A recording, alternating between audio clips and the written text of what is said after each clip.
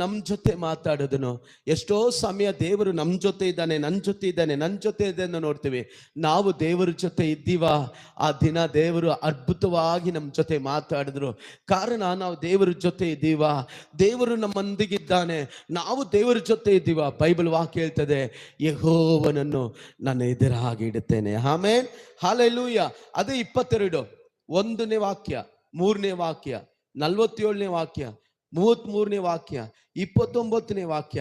ಈ ಎಲ್ಲ ವಾಕ್ಯದಲ್ಲಿ ನೋಡುವುದಾದರೆ ದಾವೀದನ ಜೀವಿತದಲ್ಲಿ ದೇವರು ದೀಪವಾಗಿದ್ದರು. ಅವನಿಗೆ ಬಂದಂತ ಹೋರಾಟ ಅನೇಕ ವಿಷಯದಲ್ಲಿ, ಕುಟುಂಬದಲ್ಲಿ ಎಲ್ಲ ಹೊರಗೆ ಒಳಗೆ ಎಲ್ಲ ಕಡೆ ವೈರಿಗಳು ಎದ್ದಾಗ ಆತನ ಹೇಳ್ತಾ ಇದ್ದಾನೆ, ಯೆಹೋವನೇ ನನ್ನ ದೀಪವು ನೀನೇ ಸ್ವಾಮಿ. Amen, hallelujah. ಎಷ್ಟು ಜನ ಸಂತೋಷವಾಗಿದ್ದೀರಾ?